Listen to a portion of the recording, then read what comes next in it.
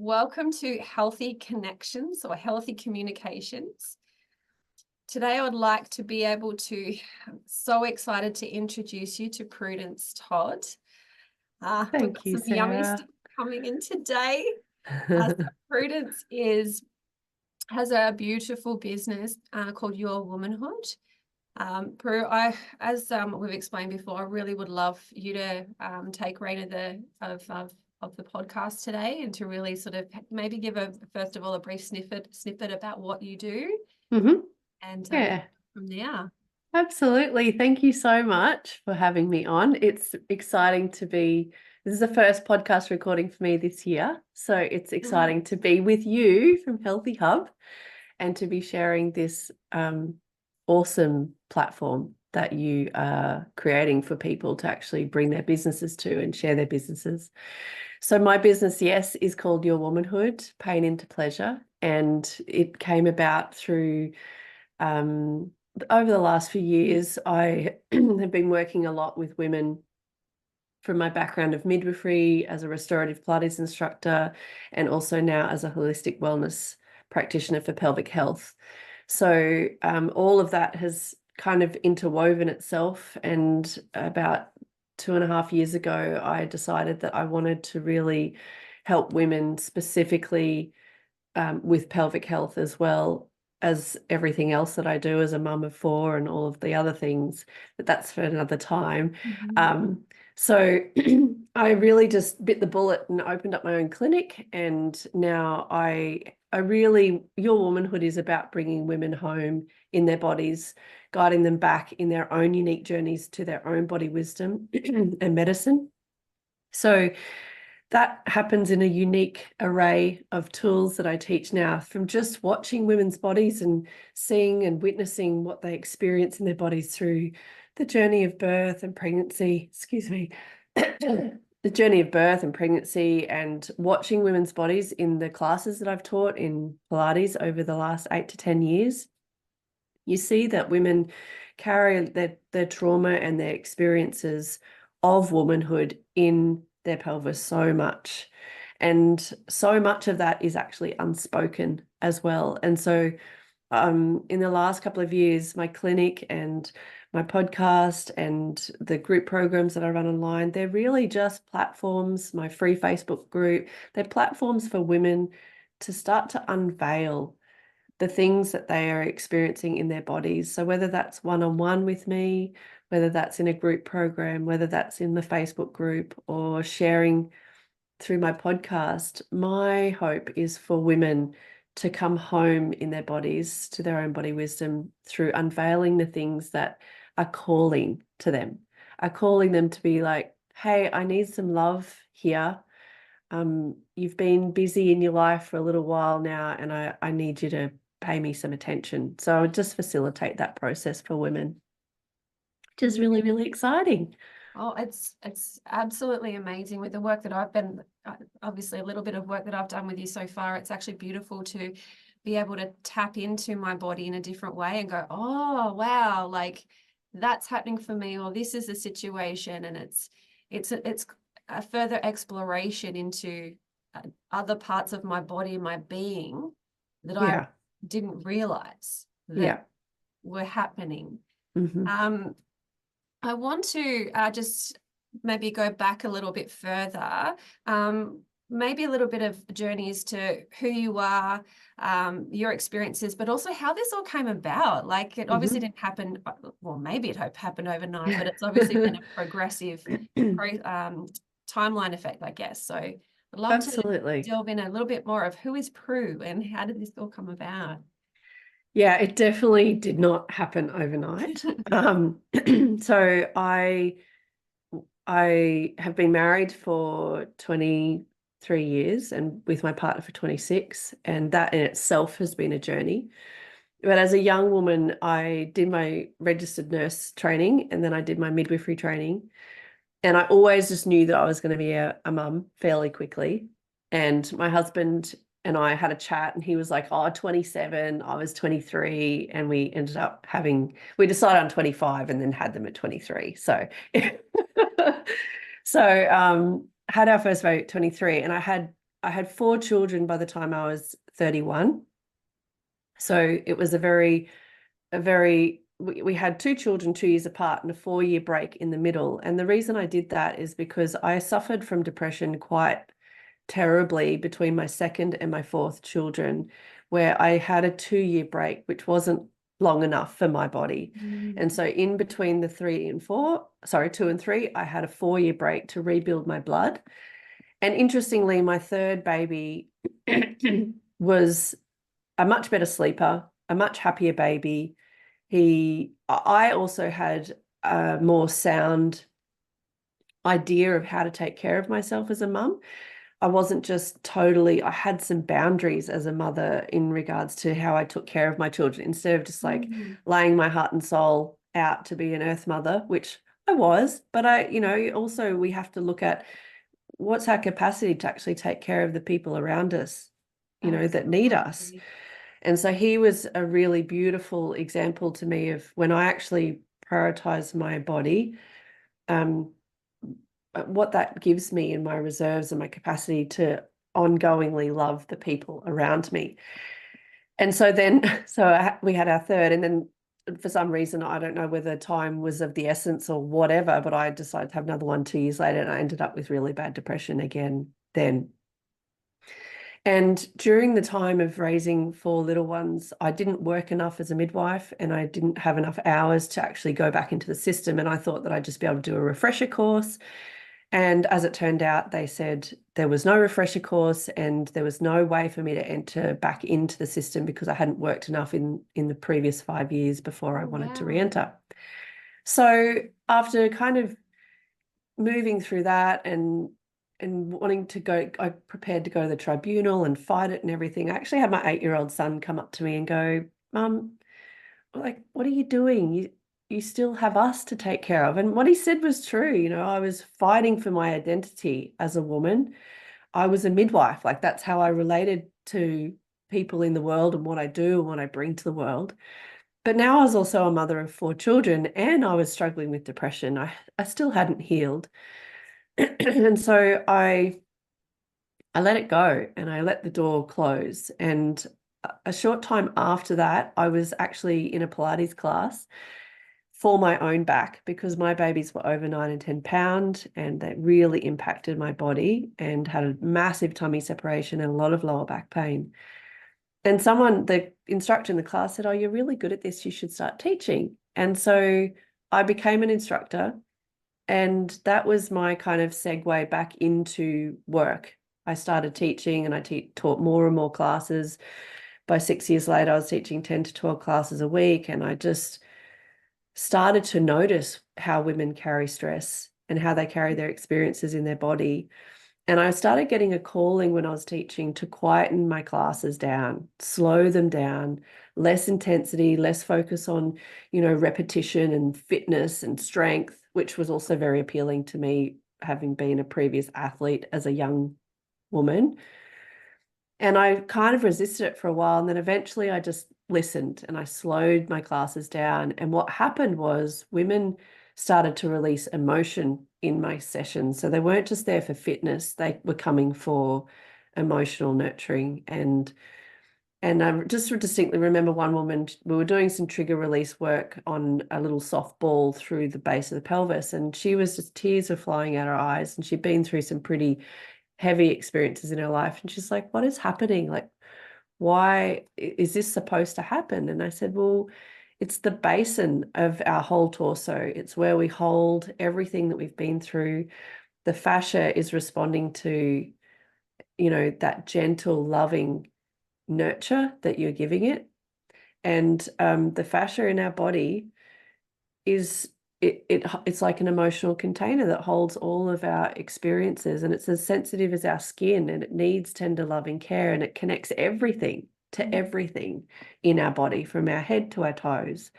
And so when we start to actually access the fascia in our body, we can actually start to release all this that we've been carrying in our bodies for years and years and years. So yeah, there's a lot of my story interwoven there, but that's how we got to the physical component of my work. But then there's also this emotional component of, women will come to me now. 2 years ago, I've worked on and off with lay midwives and also other women that have done pelvic health work. Tammy Kent is another one from the States, and Fiona Hallinan and Jenny Blythe, brilliant women to learn from. And 2 years ago, I was speaking with one of them, and I just was like, I don't feel confident enough to start my own clinic. It's been so long since I've worked in a professional capacity. And she said, women need this, just go do it. And it was like my permission to just start. And so I did. I just sorted out my insurance, opened my clinic, and I started downtown in Nambour. And now I have a little clinic at my home where I see women one-on-one for, preparing for birth, healing after birth. But really, I specialize in healing trauma after birth, and that can be imminently after birth or years down the track when women start to realize, wow, maybe I've been carrying something I wasn't aware of for years and years and years. And that can often be accompanied with shame and guilt and embarrassment that they never reached out or didn't know who to reach out to. So there can be a lot of layers that we work through very, very tenderly when they come, either for an emotional or a physical component to their healing. Yeah. Beautiful. It's really amazing how it's a progress, isn't it? And it's always that our medicine is the medicine that we give to others as well. Mm-hmm. So it's almost like that gift of service as well. Absolutely. And I like this. Women need this, so just go do it. I just think Yes. so much power just in that. And that is the permission, because sometimes it's not necessarily just about the piece of paper at the end of the day. Like, yes, it's great to have a qualification of some sort, but experience is really, I think, just to know that somebody else has gone through something similar and this is what's worked for you, and to be able to work with people like yourselves with the experience, with the qualifications, but then also like having this knowing as well. I think it's just so beautiful to and interwoven. Yeah. I like, I want to go back to rebuild my blood. So that was interesting for me. It's not something that I've actually heard of before. So is there a chance you can go through and explain a little bit about that? Yeah, absolutely. I remember after my second baby going and seeing a Chinese acupuncturist, and she was an American lady. I don't remember her name. I don't even know if she's still local, but she was at the time. And she sat across the table and looked at me, and she was like, we need to rebuild your blood. And I have struggled with anemia for a long time. And through doing a lot of tests, she said to me, you need at least 3 years break from having children. You need to rebuild your blood before you have another one. And so I just set that intention within myself. And we were natural family planning at the time, so I didn't use any contraception. We were just really mindful of that. And another thing that kind of was revealed as I continued to be depressed for over the years of my life was that I have the MTFHR gene, which also doesn't metabolize vitamin B. I don't know how to explain it all perfectly, but it's the vitamin B and iron. There's a metabolism that doesn't go well, and I also don't metabolize. Like if I'm taking iron supplements, there's a specific one that I need to take, which is very helpful for me to discover that, but I didn't discover that until after 4 children.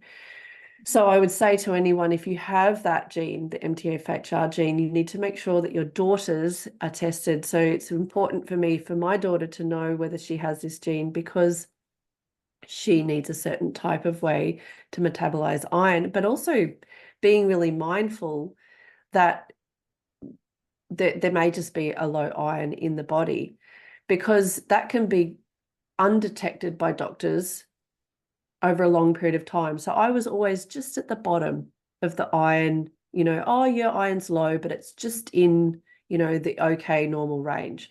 But to just be in the okay normal range over a period of 8 years was actually really debilitating to my mental health. Wow. So really, really important that we Put be a line in the mindful of that. subject. Yeah. Yeah. Oh, we Yeah. need to see your beautiful face. So yeah, just that's what the rebuilding of the blood is really just making sure that we have a good foundation of blood level in our bodies if we're going to be bringing other little humans in the world. And Yeah. the MTFR gene, how were you tested for that? I actually had that through a holistic doctor. I think you can actually find the What doctor about that naturopathy as well? I'm pretty sure you could. I'm at the time that I did it, it was a fairly expensive paid for test. I don't know where that is now and whether even normal doctors do it now. I'm not sure, but definitely naturopathy or a holistic doctor can have you tested for that gene. Yeah, I might actually chat about that with, I might sort of do some research as well, because it's really interesting. A lot of women that we talk to, iron is always seems to be a problem for women. Yeah. And I don't know that there's enough research, or like for me personally, I've been sort of delving into it a little bit as well, um, around, is it iron, is it vitamin A or C? I think the copper, sorry, copper or vitamin A, because apparently there's a linkage that they mimic low iron as well. So it's a really interesting topic alone, just that one. Yeah, and the other thread that's really important as a part of this is that I also found out I have the celiac gene. So I don't digest things well. I have a very sensitive digestion. So when things aren't metabolizing well and they're not even being absorbed well into the body, you need to find things that actually enhance your ability to absorb. And that is not just the food that we eat, that's Mm. also the rest that we give our bodies. And it's, what time do you go to bed and what are you eating and drinking at the same time? Like, how can we keep the hydrochloric acid up in our stomachs as we're eating? So don't drink, these are all the little things that I have implemented along the way. Waking up and having lemon water first thing in the morning has just become a staple for me to help with the acidity alkaline of my stomach, because I need there to be the hydrochloric acid there to actually be able to break down my food. And eating food that actually helps me to have villi in my tummy that stand up, because the villi in your tummy that stand up reflect how our minds think as well. If the villi in our tummy are all like gluggy and doughy and dopey and feeling like they can't actually absorb things and they're not full of vitality, it reflects in the way that we feel and the way we think as well. So that's all been part of that journey of blood health and liver health and all of that for me as a woman, as a mum. Yeah. Beautiful. And with your obviously depression, is that like a postpartum depression or is it an overall depression? And like I haven't had children myself, so is there a way to determine the differences potentially, or were you able to, if that relates? Yeah. Yeah. So they talk about, the postnatal blues, and there is definitely a drop in hormones after you have a baby, and you can have those imminent days of tears and like the emotions are just all recalibrating. My depression, or I wouldn't say was imminently postnatal.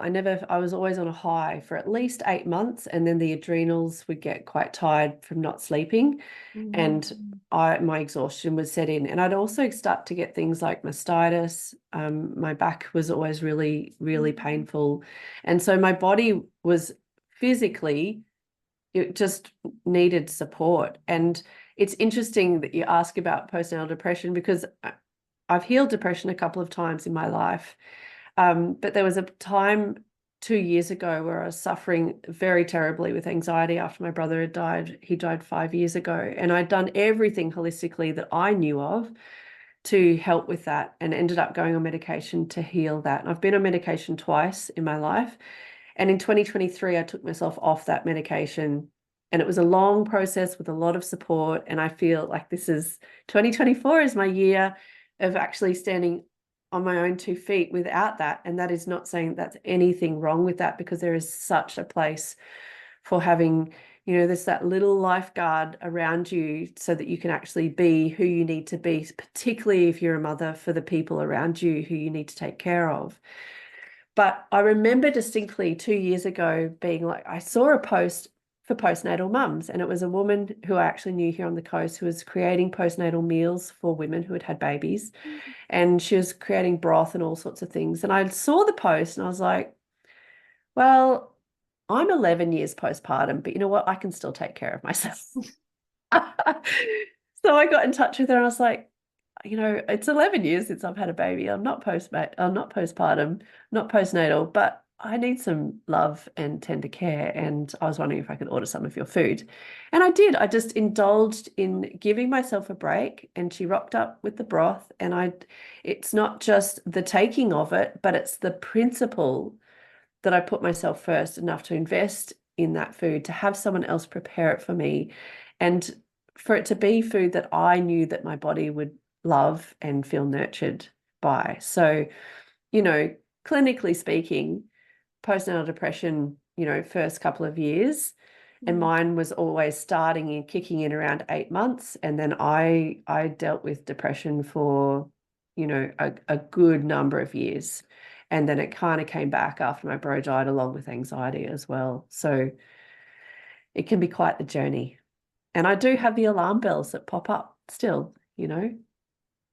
And it's well, that's a good concept, I guess, or an understanding of the two differences. And obviously, what you were saying before, I too have actually suffered extensively with depression over most of my life, to be honest. Mm-hmm. But then I also understand the correlation with gut health. So it was interesting that you were sort of correlating and talking about that as well, because it's like, what comes first?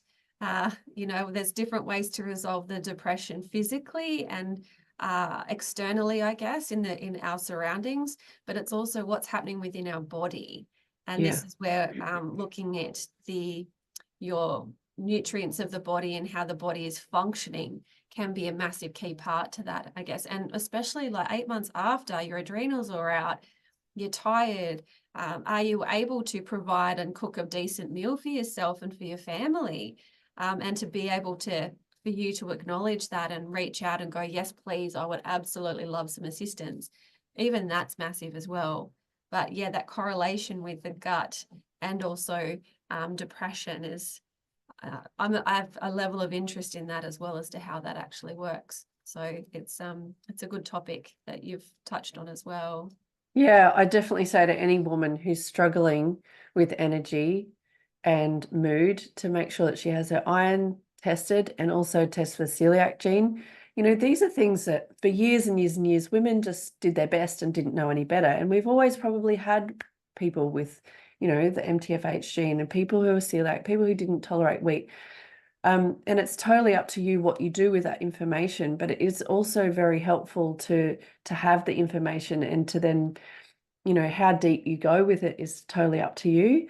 I know women with the MTFH charge that just know so much about it, and they're so empowered for their children coming into the world.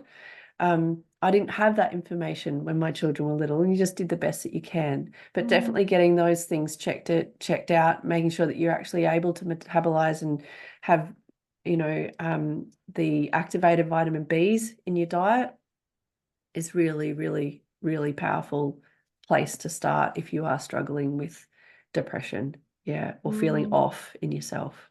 And most of your exploration around that has been via holistic health, opposed to general GPs, just out of interest? It's been through a lot of different things. Yeah, definitely holistic health. I knew that I needed supplementation, and I didn't want to be doing it myself and just guessing. So I was getting compound chemist supplements made up for me based on what I needed in my body, so that I wasn't taking a myriad of different things. I was just taking, you know, the capsules that had everything I needed in them. But I've also been through, you know, kinesiology and osteopathy and like all the different things, that massage and all of the, you know, the self-healing modalities as well. And stillness practice is also something that has been very, very beneficial to me as a mum, and learning how to take care of myself and listen to my body and what she needs. Beautiful. Yeah. I wanted to ask, sort of slightly off topic. Mm-hmm. I guess I just really want to go into your ideal client and how they may be presenting or potentially presenting, and or how are they feeling potentially. I guess the reason why I ask this is because some women don't know what you don't know until you know it. So I guess knowing what you offer and what you've experienced, what could some of the women be going through, I guess, in order for them to potentially reach out to you and say, hi, I'm going through this, and, you know, how can we work together? Yeah. How would that look for you, or how Yeah. does that look as for your business? It's a really great question. And I often, you hear so much about niching and the ideal client. And I often think of myself as being a mother to the mother. And it's not that what I bring is what fixes a woman. It's that I facilitate her in discovering what she needs for her own journey. And so I tend to attract two different types of women. And obviously I'm helping women heal after birth, and that is from time of birth till, it can be years down the track. I work with 70 and 80-year-old women as well. But mostly women will reach out to me if they've experienced a birth that didn't go the way that they had hoped, and it's still resting in the cells of their body, and it's either irritating them, they're feeling oppressed by that experience, they're just finding that they're a bit disconnected with themselves, their baby, or their partner, and it's starting to impact the intimacy and the connection of their family, of their relationship, of their bond with their baby, or they're just kind of feeling really heavy and gross. Potentially that also starts to lead into some anxiety as a mum, like always kind of wanting to be in control of the situation because you've been in this situation that's been quite traumatizing. So that's the one kind of woman. And that can also lead into lots of other aspects of just feeling really kind of not successful as a mum, or not like acing it as a mum, not feeling that vibrancy that you want to feel. So often a woman will come in and she's just really, really low. And through the process of at least 3 sessions, she rediscovers how to access taking care of herself, and also access how to speak to herself in a way that is really loving. And I think when we go through experiences in life can be a little bit rough. One thing is that we start to anticipate life bringing stress to us because that's what we've experienced.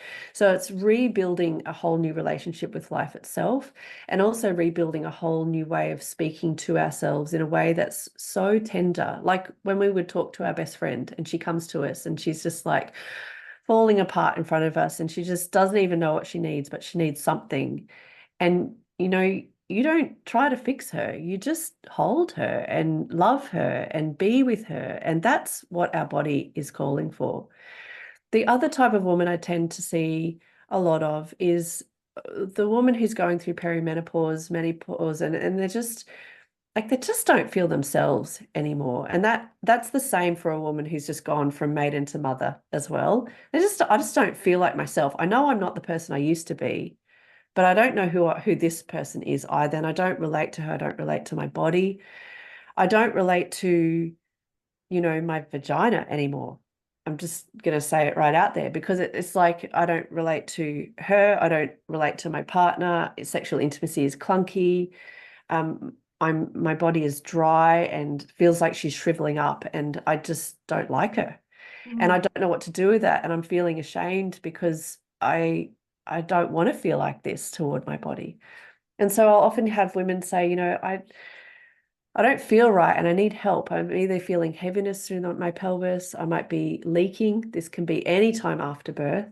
I'm experiencing painful sex. My back is always hurting. I'm dry and I'm not well lubricated down there anymore. Or I just don't feel like I relate to my partner because I don't love who I am. And I don't know what to do about it. And perhaps I've seen a physio, or perhaps I've seen my gynecologist, and perhaps they're suggesting surgery or they're suggesting hormone treatment. And I don't want to go down that path. And so that's often the woman that I'm working with, is someone that perhaps has seen other people, or they haven't felt seen and heard in the places that they've been before.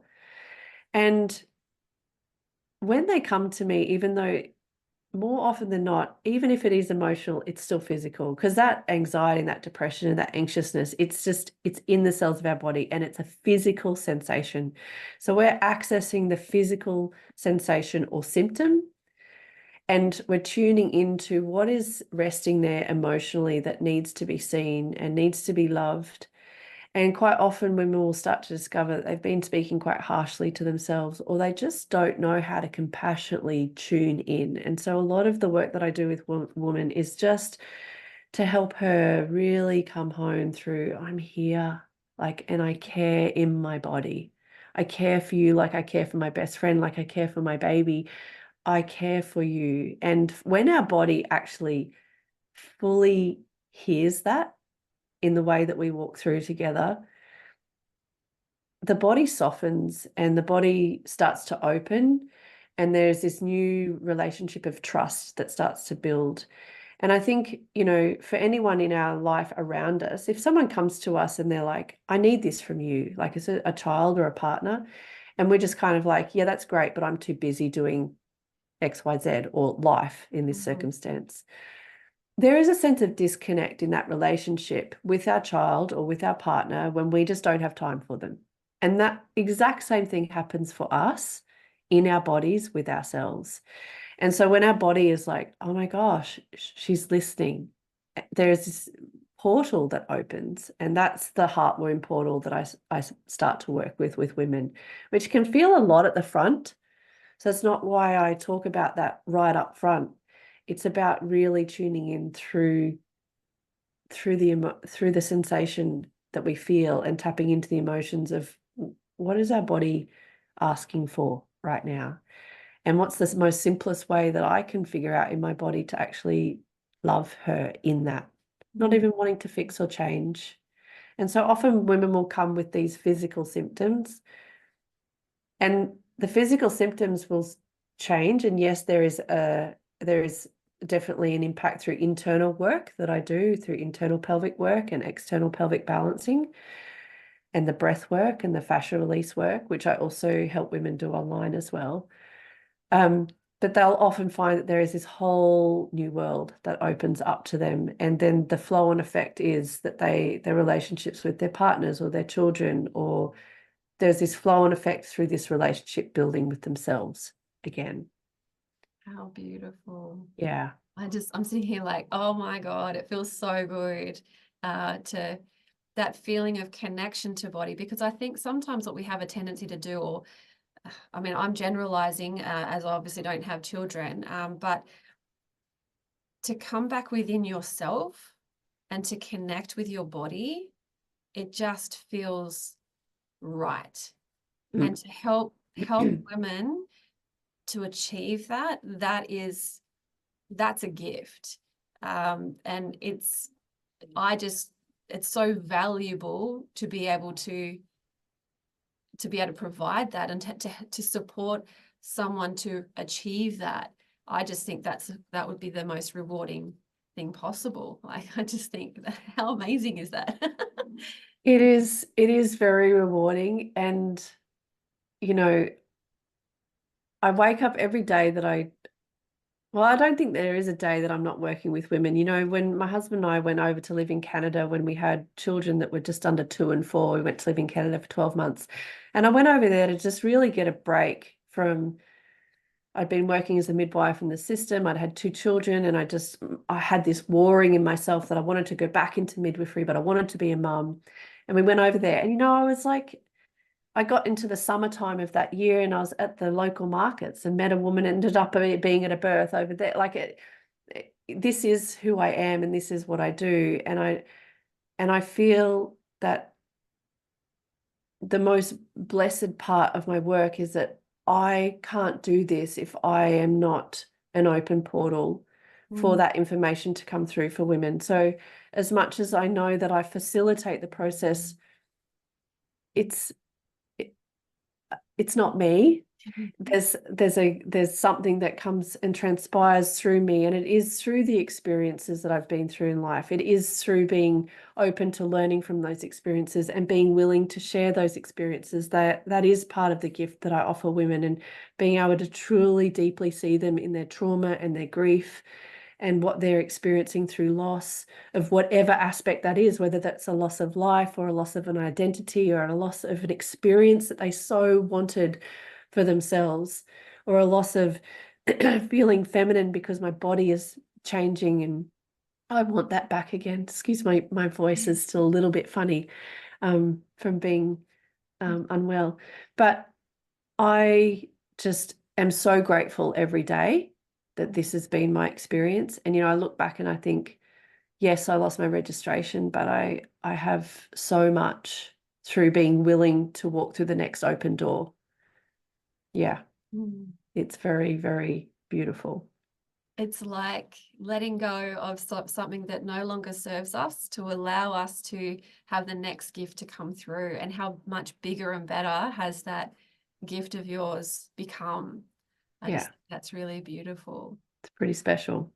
Now, I'd love to learn more about your offering, like your womanhood.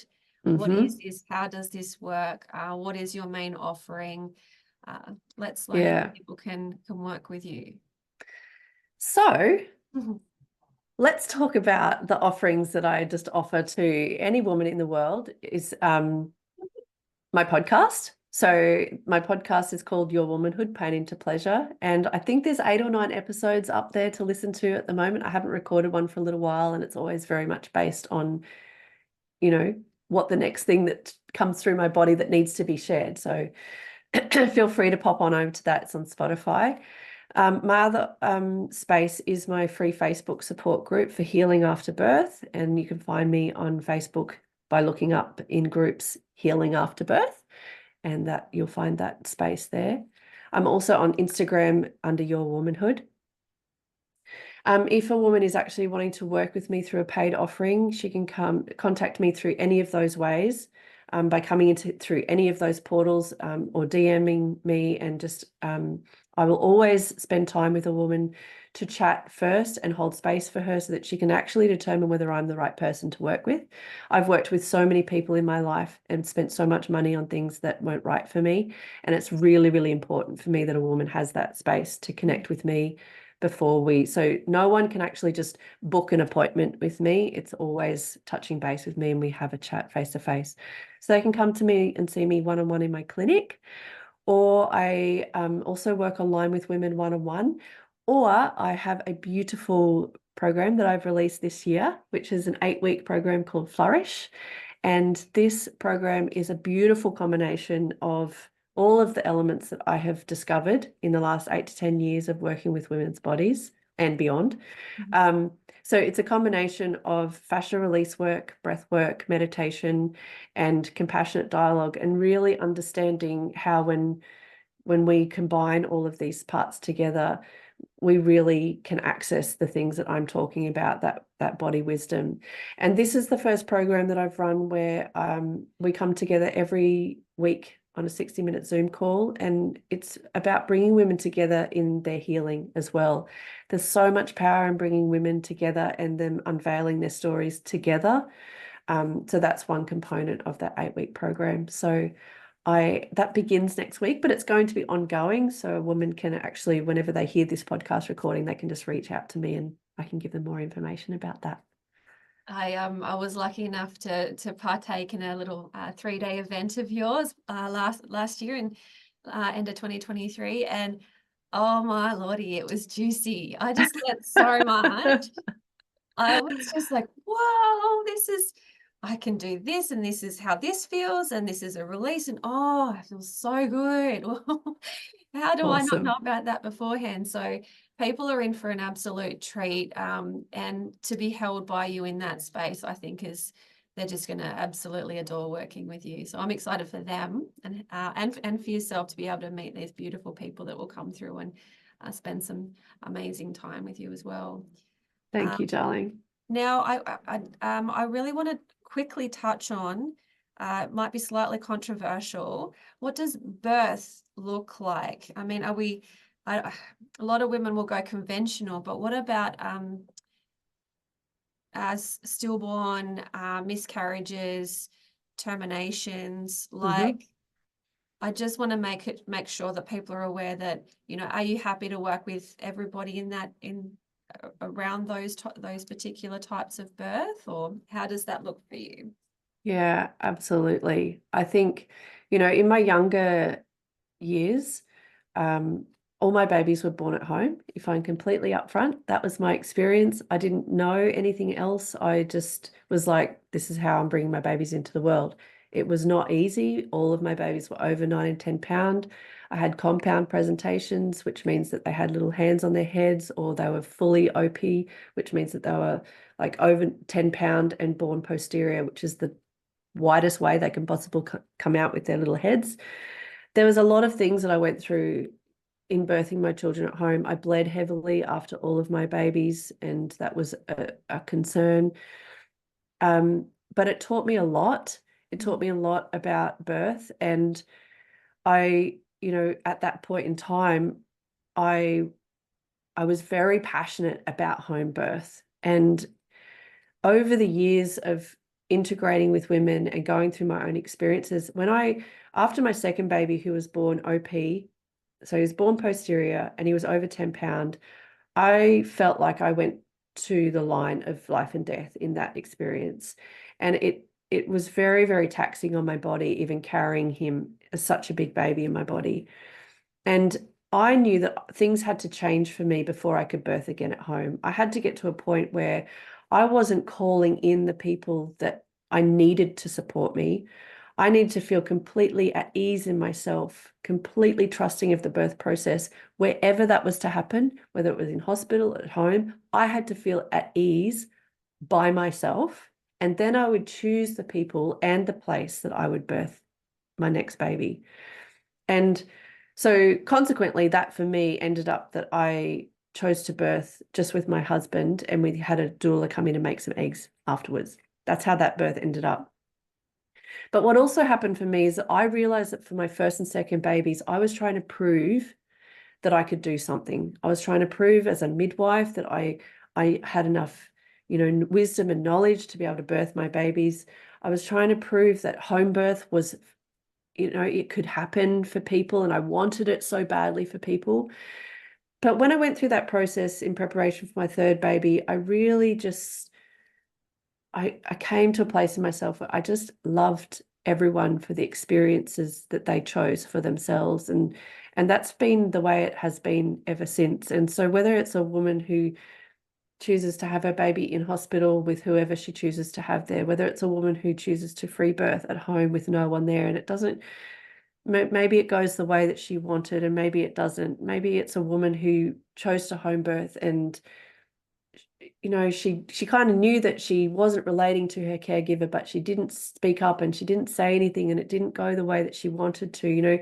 There is a myriad of experiences. It's not about where it is, but it's the way that the experience leaves us as a woman, and then how we view ourselves as a woman after that experience. And my heart is here for all of that. My heart is here for the woman who goes through stillbirth and experiences life and death at the very same moment in time. Like, that woman deserves so much honor, as does every woman in every experience, because often women will belittle their own experience based on comparison with another woman and how she did birth and what happened for her, and that her trauma was worse than mine. So what's wrong with me? I have a live baby. What's wrong with me? It's all relevant. It's all relevant to our own life experience and what we're experiencing in our own bodies. And I'm here for all of it. Does that answer your question? It does. Oh my God, I've got chills. You Yeah. can feel the love, you can feel the compassion. I think it's amazing. I'm in awe, actually. I think, yeah, how beautiful. Yeah. I think what we can do, just in finalizing, I was going to ask you fast five, but I just don't feel like it's appropriate right now.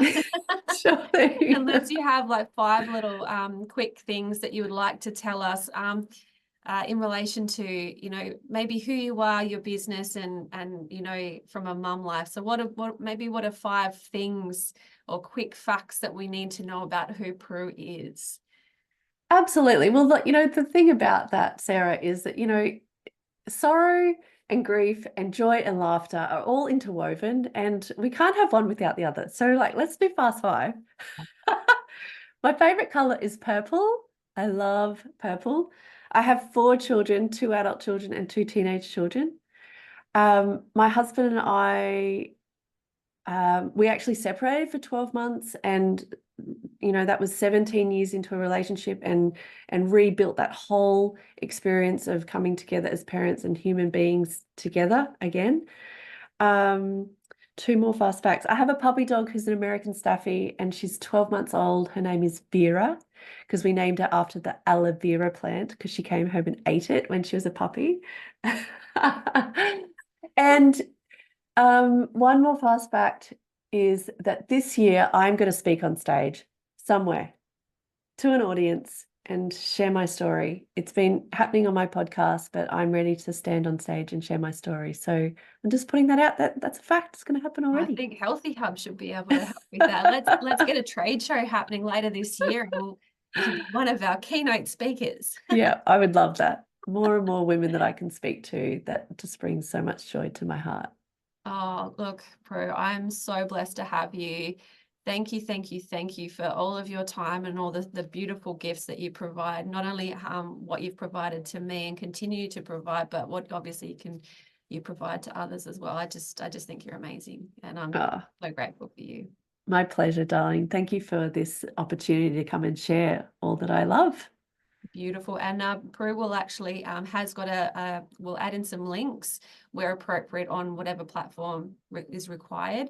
But obviously you've got a listing with Healthii Hub, so absolutely, I'll make sure that we share that, and obviously people can pop on and have a look if they so choose as well, and they can reach you on that platform as well. So little chat function, little lead form, that'd be amazing. Awesome.